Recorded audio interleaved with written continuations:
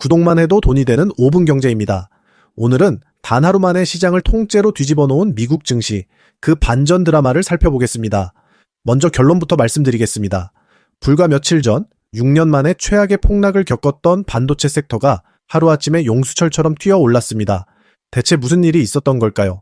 현지 시간 8일 뉴욕 증시는 혼조세로 마감했습니다.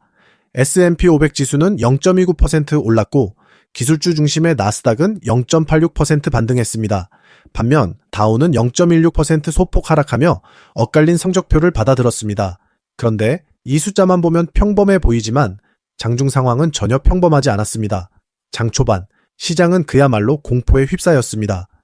이란이 미사일 도발에 나섰고 이스라엘이 곧바로 보복 공습으로 맞받아치면서 중동의 지정학적 긴장이 극에 달했기 때문입니다.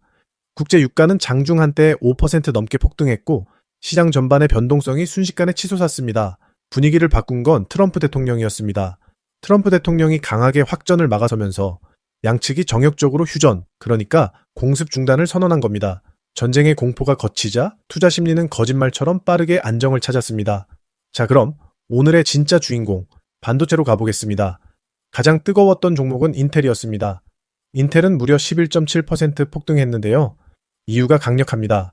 구글 알파벳으로부터 차세대 AI 칩, TPU를 300만 개 넘게 위탁 생산하는 대규모 주문을 따냈고 여기에 테슬라와의 파트너십 루머까지 번지면서 매수세가 폭발했습니다. 그런데 인텔만 오른 게 아닙니다. 마블 테크놀로지는 11.4% 급등했습니다. 이달 22일 S&P 500 지수에 공식 편입된다는 소식에 지수를 그대로 따라 담는 글로벌 패시브 자금이 기계적으로 들어올 거라는 기대감이 작용했습니다. 더 놀라운 종목도 있습니다. 세레브라스 시스템스는 하루에만 19.08% 치솟았습니다. 의무적으로 침묵해야 하는 기간이 끝나자마자 월가 주요 증권사들이 일제히 강세 리포트를 쏟아낸 게 불을 지폈습니다. 이쯤 되면 섹터 전체가 들썩였다고 봐야겠죠. 반도체 ETF인 SMH가 4.87% 뛰었습니다. 마이크론이 9.2%, 어플라이드 머티리얼즈가 8.6%, KLA가 9.1% 올랐습니다. 여기에 AMD, ASML, 브로드컴, 그리고 엔비디아까지 거의 전 부문이 동반 반등에 성공했습니다. 자동차 쪽도 살아났습니다. 테슬라는 4.59% 오르며 나흘 만에 강하게 반등했는데요.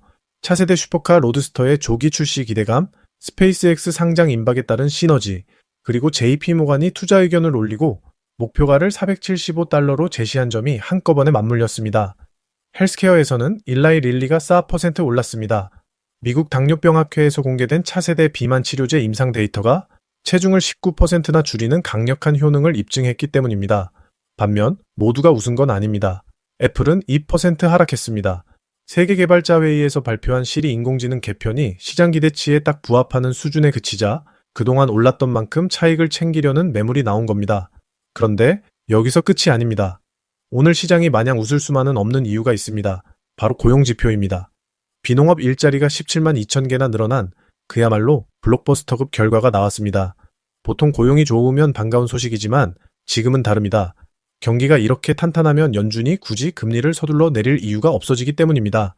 실제로 골드만삭스 같은 주요 투자은행들은 금리 인하 시점 전망을 뒤로 미뤘습니다. 여기에 트럼프 대통령은 첫 FOMC를 앞둔 케빈 워시 연준 의장에게 금리를 내리라고 공개적으로 압박을 가하고 있습니다. 정책 당국과 백악관 사이의 긴장도 지켜봐야 할 대목입니다. 유가 시장도 짚어보겠습니다. 휴전 소식 덕분에 장중 폭등했던 유가는 상승폭을 대부분 반납했습니다. 브렌트유는 1.25% 오른 94.25달러, WTI는 0.84% 오른 91.3달러로 마감했습니다. 오펙 플러스가 7월에 하루 18만 8천 배럴 증산을 승인했지만 중동 불확실성은 여전히 남아있습니다. 마지막으로 한 가지 더 있습니다. 뉴욕 연준 조사에서 미국 가계의 재정 우려가 2022년 7월 이후 가장 높은 수준으로 나타났습니다. 화려한 증시 반등 뒤편에서 정작 가계의 살림살이는 점점 팍팍해지고 있다는 신호입니다. 정리하겠습니다. 오늘 증시는 중동 전쟁의 공포가 휴전으로 봉합되면서 폭락했던 반도체와 AI 인프라로 저가 매수세가 몰린 강력한 반등장이었습니다. 다만 예상을 크게 웃돈 고용지표와 가계 재정 우려가 긴축 장기화 압박으로 여전히 남아있습니다. 그래서 지금은 지수를 무작정 따라가기보다 인텔처럼 확실한 대형 공급 계약이나 마벨처럼 뚜렷한 지수 편입 같은 자기만의 분명한 모멘텀을 가진 우량주를 골라 담는 선별적 대응이 유효한 시점입니다.